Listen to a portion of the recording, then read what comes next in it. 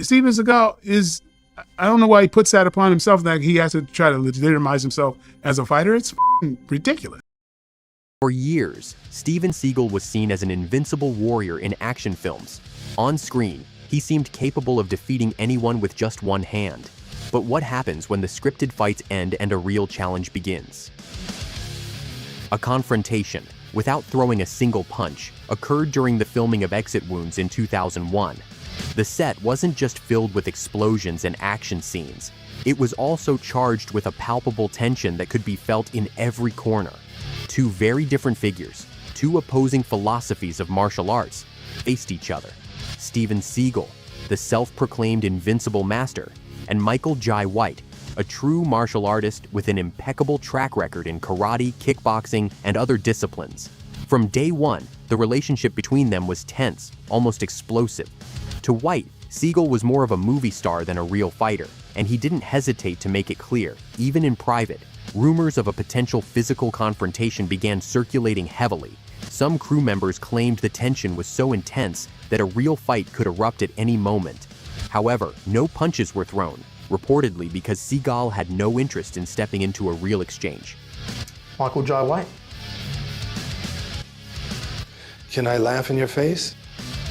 And honestly, who in their right mind would face the multi-champion Michael Jai White, one of the most complete martial artists in history? In later interviews, Michael Jai White was blunt. "I didn't consider him a true martial artist." His statement resonated across the industry and among fans, who began to question Seagal's real skill. Seagal never responded, nor did he try to defend himself or his honor as a fighter after those words. Behind the cameras, the tension reflected much more than a simple rivalry between actors. It was the clash between authenticity and facade, between genuine respect for the martial arts and the construction of a screen persona. While White embodied dedication and technical mastery, Seagal seemed clinging to a myth that was crumbling more and more.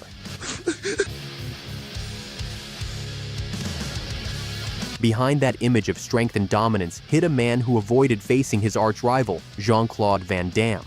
Not once, not twice, but 3 times. Every opportunity to showcase the martial skills he boasted about, Steven Seagal chose to run rather than fight. What about Steven Seagal?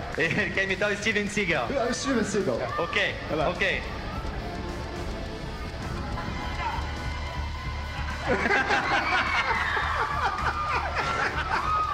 The actor, with his usual arrogance, claimed in interviews that no one dared to face him, insisting he was an unmatched master capable of defeating anyone. His comments about other fighters like Jean-Claude Van Damme fueled the tension, and everything was about to spiral out of control. But only one of them was willing to prove who was truly the best in a fair fight, without stunt doubles. At first, there were no confrontations or scandals in the headlines. But those paying attention to interviews and behind-the-scenes comments noticed something strange. Steven Seagal often belittled other martial artists, especially Van Damme, whom he dismissively called a dancer, referencing his ballet training. A disguised insult meant to diminish him without naming him directly. Do you know Van Damme? No. You've heard of him? It was a subtle, almost Machiavellian attack, but in the industry, the message was clear. Seagal had no respect for Van Damme, neither as an actor nor as a fighter. Stunt coordinators and crew members confessed that they were never invited to the same events. A single glance between them was enough to ignite tension. The risk of a confrontation felt more real than ever, and the gunpowder was there, a powder that eventually exploded at Stallone's party. If rivalry and speculation already existed, that party, which promised to be a pleasant gathering, soon became one of the most talked about events of the past decades, raising fans and media's expectations. At Sylvester Stallone's mansion, the man who had gathered the greatest legends in The Expendables, a party full of luxury and egos was underway. Among the guests were giants like Arnold Schwarzenegger and Bruce Willis, stars who defined an era. But there were also 2 men who had never shared a movie, a kind word, or respect: Jean-Claude Van Damme and Steven Seagal. At first, the night seemed to flow normally, laughter, stories, and raised glasses. But soon, Seagal, true to his habit, began speaking, not about his own achievements, but to belittle others. According to Stallone, His comments quickly turned toward Van Damme, questioning his training, calling him overrated, and casting doubt on his authenticity as a martial artist. Perhaps Seagal didn't expect Van Damme to be listening, or maybe he just didn't care. But Van Damme heard, and this time, he wasn't willing to stay silent. What happened next has become legendary. Van Damme confronted Seagal face to face with no cameras, no stunt doubles. He didn't throw a single punch. Instead, he issued a challenge: step outside and settle it like true martial artists. Stallone recalls that Seagal tried to dismiss the situation with a nervous laugh, but Van Damme didn't back down. He insisted, challenging him to back up his words with action. Seagal declined and left the party, marking the first time he fled a direct confrontation with Jean-Claude Van Damme. Van Damme, is that true he got in a fight with you? No. It'd be like me squashing an ant. But the story didn't end there. Later that same night, Van Damme found Seagal at a nearby club where he had gone to escape the tension. In front of stunned witnesses, he challenged him to fight once again. And, yet again, Seagal refused. This episode quickly became myth. Some claimed it was staged, others that it nearly turned violent. Stallone, however, confirmed years later that it was one of the most intense moments he had witnessed at a party. His words were clear. Van Damme was too strong. Seagal didn't want anything to do with it. For Van Damme, it wasn't a show or an ego outburst. It was a matter of honor. When someone questions your discipline, your training, your very essence as a martial artist, you don't respond with speeches or empty words. You respond with action. In his world, martial arts are not a performance. They are a code. And Seagal had betrayed that code by fleeing a direct confrontation for the second time. But the story doesn't end here. What comes next is worse than you can imagine. For years, both avoided any public confrontation. Not in the ring, not on screen, not even in words. It was a duel in the shadows, made of evasive glances and tense silences. But in 2023, Van Damme broke that silence with a revelation that shook the world of action cinema. In an interview with The Telegraph, he dropped the bombshell. He was offered $20 million to face Seagal in a real fight. No script, no stunt doubles, in the heart of Las Vegas, at the iconic The Mirage Casino. 2 black belts, 1 ring, and the chance to settle once and for all a rivalry that had shadowed their careers. Van Damme recounted the story with an almost mocking calm, as if recalling an absurd anecdote. Peter Guber offered $20 million to each of us to fight at the Mirage in Las Vegas.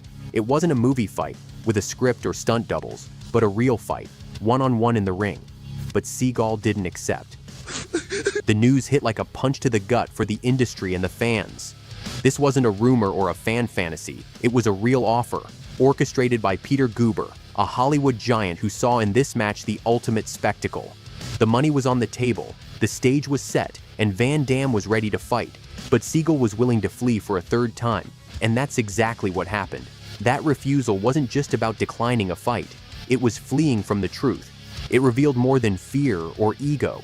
It exposed the huge gap between image and reality, between what Seagal claimed to be and what he truly was. And the worst was yet to come. The next fight he ran from left him more shaken than you can imagine. By the late 1980s, Steven Seagal was at the peak of his power and fame. His early films had smashed the box office, and his image as an invincible martial arts master seemed unbreakable. But with success came arrogance. Seagal began speaking with excessive confidence, not only about his own skills, but openly belittling other martial arts legends. In interviews, he didn't hesitate to downplay the legacy of Chuck Norris, a karate and martial arts icon in the West. Was it Steven Seagal that told you that? What? Steven Seagal, did he tell you to get away from him? He may be a wannabe. Yeah, He's a wannabe. Because maybe- the wannabes are the ones with the attitude. Or maybe want to be again or something. Who knows? But he's a wannabe that will never be. Yeah. See, because guys with that attitude just don't make it. And even dared to question the almost mythical status of Bruce Lee, the man who revolutionized both cinema and martial arts. His words were not mere comments. They were direct attacks, delivered with a mix of hubris and contempt. Seagal proclaimed that no one had the courage to face him in a real fight, and that he was willing to battle to the death to prove it. These declarations not only sparked controversy, but also enraged the martial arts community, who saw him as an arrogant imposter. Bob Wall, a close friend and training partner of Chuck Norris, wasn't about to let those words go unanswered. Wall, a respected karate veteran, decided to gather a select group of legendary fighters, true masters of real combat, to respond to Seagal's challenge.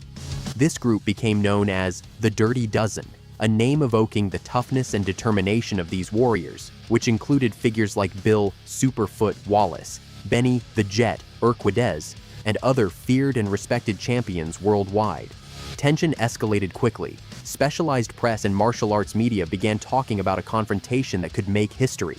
It was the perfect opportunity for Seagal to prove that his fame wasn't just the result of acting and marketing. The challenge was made public. Any of the Dirty Dozen were willing to fight him. No script, no stunt doubles, in a real combat. Behind that silence lay more than fear. It was the fracture of a myth. While Seagal built his image of power and dominance, reality showed a man avoiding clashes with true warriors. The tension not only affected his reputation, but also planted deep doubts about the authenticity of his abilities. The story of the Dirty Dozen didn't end with a fight, but it did leave a clear lesson. In the real world of martial arts, words and fame are not enough. If you've made it this far and enjoy these behind-the-scenes stories, don't forget to leave a like and subscribe to keep enjoying our content, where action and adrenaline never stop.